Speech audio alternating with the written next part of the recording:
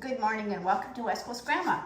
For people that are new to my channel, my name is Elizabeth and I am a grandma. I live on Vancouver Island on the west coast of Canada and I have a big garden. I work just one day a week, my retirement job at the local marina. So my videos are kind of a mixture of adventures on our boat, gardening, and I want to say my grandkids, it's hard to get them to sit still long enough to get a video. But anyway, that's West Coast Grandma. So today, I'm going to make the one thing that we probably love the most and that we eat the most of during the year. And I'm able to do that now because my friend just gave me a jar of her local honey. She just lives up the road. So everything that goes into this, except the vinegar and the salt, of course, are all out of my garden. So I'm going to make my very best favorite hot sauce. And honestly, it is delicious. So I've got one dish of my peppers all cut up, washed, and de-seeded. Now you don't have to do that. You can leave the seeds in, just wash them, cut the ends off, and it can all go into the food processor. Now I am doing it because although we love hot, I wish I could eat it hotter. It would just be too hot for us if I left all the seeds in. And I wanted to just tell you about the varieties that I have here. I have Buena Mulata, which, oh, here's one here that's purple. I don't know if you can see the color of that. It starts purple, ends out red.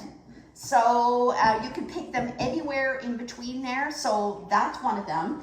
I have the Arapaho red peppers. They're delicious. I have cayenne peppers. Let's see, I have a list because I have so many. Of course, jalapenos. Yeah, there's a few jalapenos in here. These are ripe shishitos. I'm throwing a few of these in just because I have lots in my garden. And then I have the little Pekino yellow and Pekino red. Now these are cute and they're not all that spicy. Like I can literally pick one and eat it. So for these ones, all I do is pop the little stem off and that one's ready. So there's no cleaning out of seeds of any kind in that one. The other one is, of course, my Sugar Rush Peach, which that's what all these ones are. And they don't really go peach.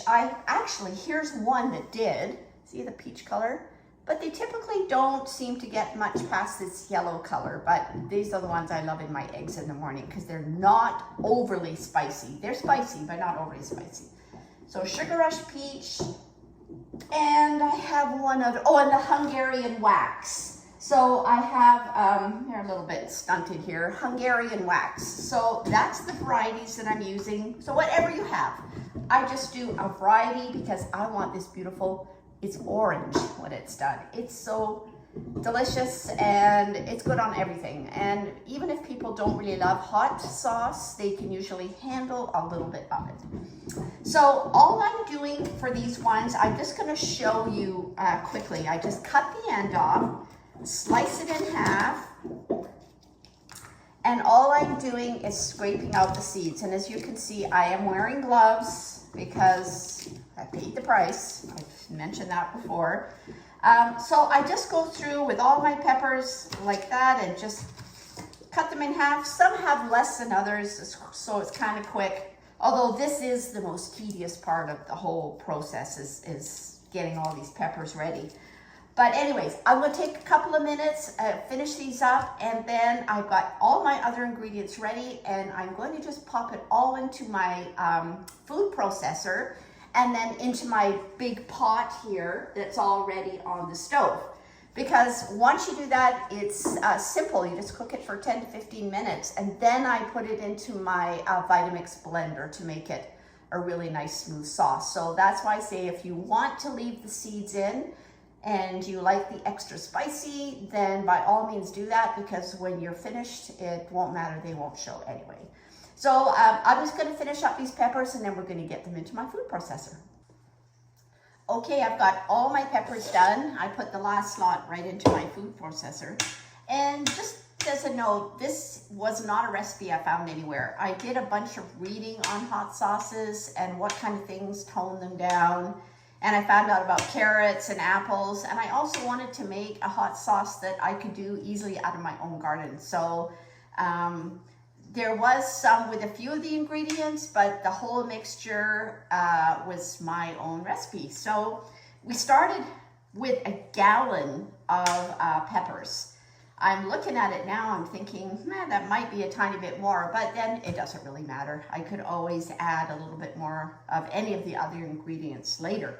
So I am going to get busy. Now, this is 3 apples peeled and cored. So I'll put a couple of those in. I don't want to fill this thing too full. And let's get that on. Let's see what happens here.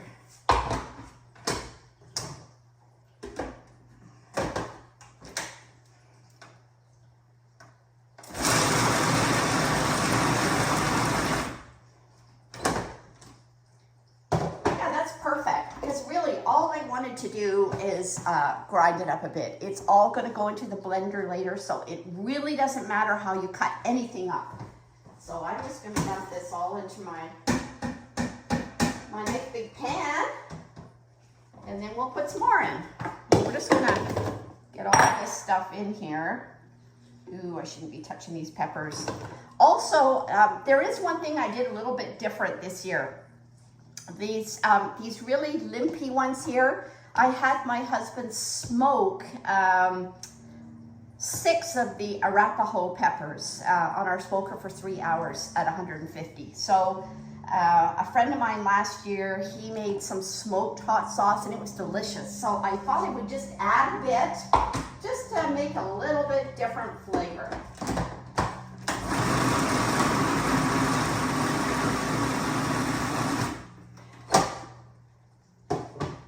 Yeah, this is definitely the way to go.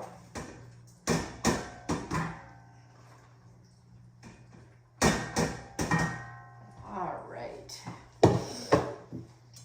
Okay, and here I have 1 cup of chopped carrot.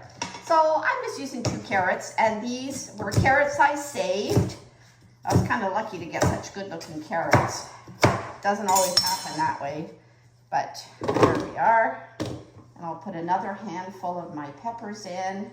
So far 3 apples, a cup of carrots, 1 whole head of garlic. So I just took one of my garlic cloves out of my garden, and that's all of it there. So we'll add that. And we'll do this little batch.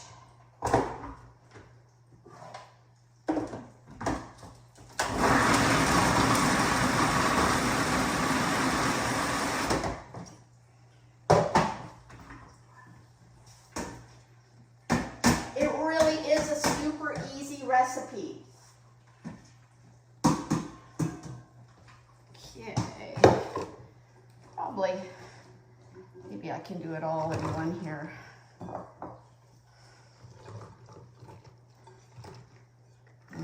But like I say, it doesn't really matter if there's some bigger pieces in this one because it's all going to end out in the blender once it's cooked down a bit.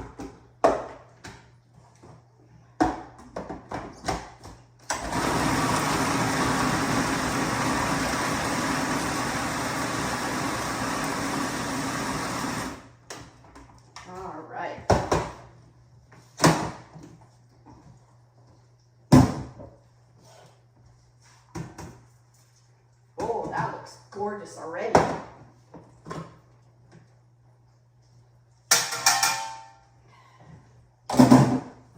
Okay, I'll scrape this up in a minute here, but the only other ingredients we're going to add right now is 3 cups of apple cider vinegar.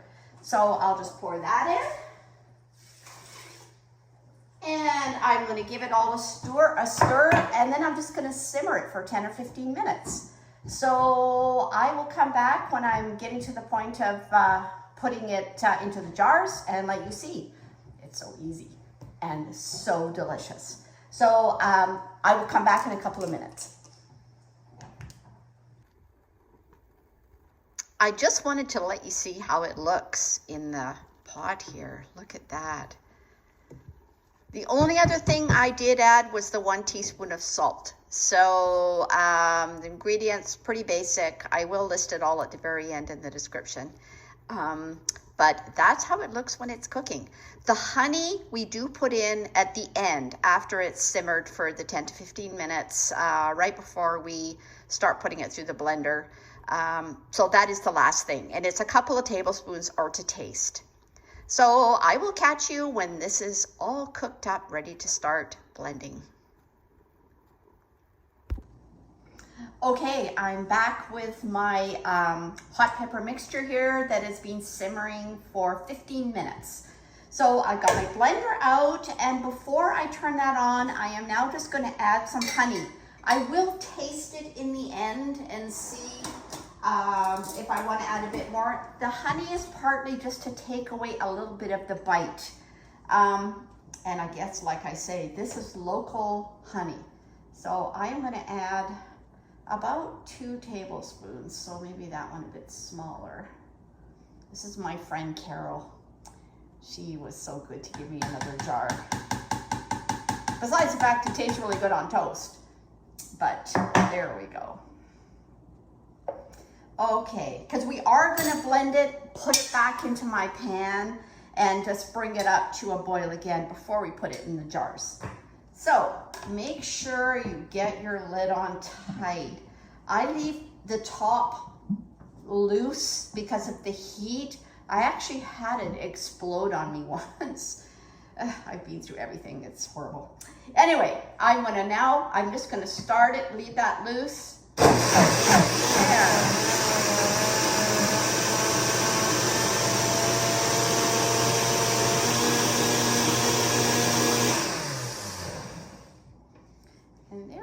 I will show you the consistency of this. Oh, look at that.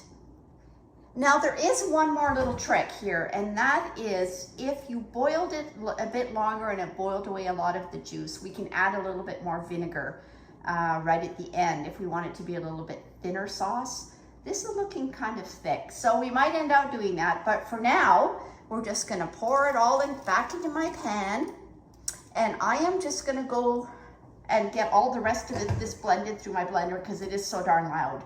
And I'll come back when I get it all in the pan.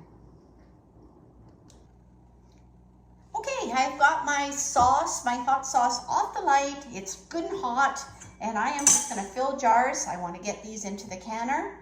They only take 10 minutes in the canner, so it's a pretty quick one. There we go. It is a little thick, but you know, it probably turns out a little different every time because it depends on which peppers you put in. And I'm thinking this one is a little hotter than I made last year. So my thought is probably to leave it a little thicker just so it doesn't spread all over your plate. If you had something, you know, like a whole meal, you may not want the hot sauce and everything. So I'm thinking that it's probably okay if it's not quite so runny.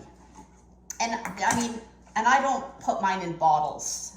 Although you can order bottles on Amazon. I actually was gonna do that at one point because it seems like that's the way they serve hot sauce normally. But then I thought, well, it doesn't really matter. I don't need to go and buy bottles when I've got all these little jars, which are perfect. There we go. Not sure how many this is going to make here.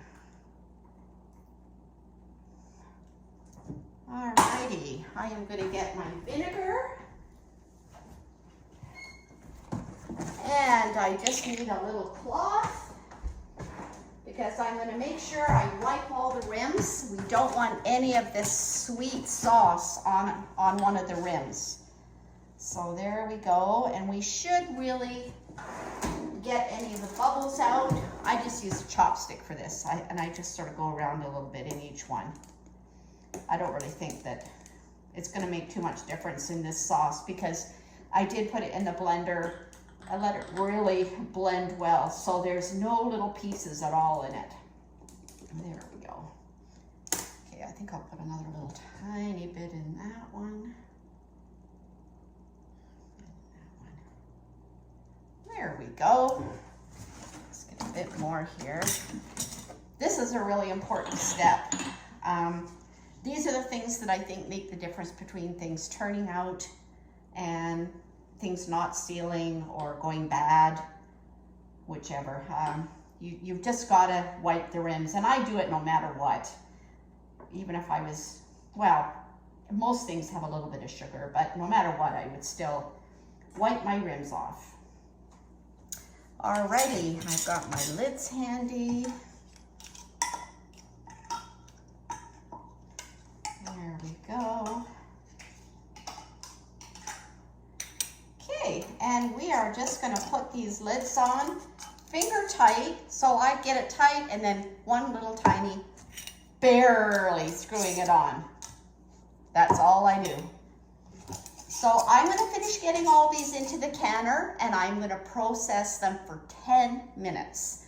So 10 minutes once it comes to a full rolling boil, and I do have my canner on my stove, which is a glass top, and I've always done that. There you go, and it works. So I am careful though, I don't bang it. I'm very gentle with my canner and any of my big pots on my glass top stove. So I'll come back when I get all these things out of the canner. Well, there we have it. We have 12 small jars and 8 half pint jars. I do have to admit though, one of my jars broke, and it was my own fault because I have to go out soon and I was trying to rush, and I put the half pint jars into water that was still pretty darn hot. So one of them broke. So it would have made 9 half pints and 12 of the quarter pints. So that's pretty good. So anyway, there's how it looks. Pretty nice, eh? Pretty gorgeous color. Yep, and it is a tad hotter. I guess it just depends on the peppers you use, but it is a never fail recipe. It is so good and so tasty. So I hope you're going to try it. I hope you'll like my video and subscribe to my channel. West Coast Grandma is signing out.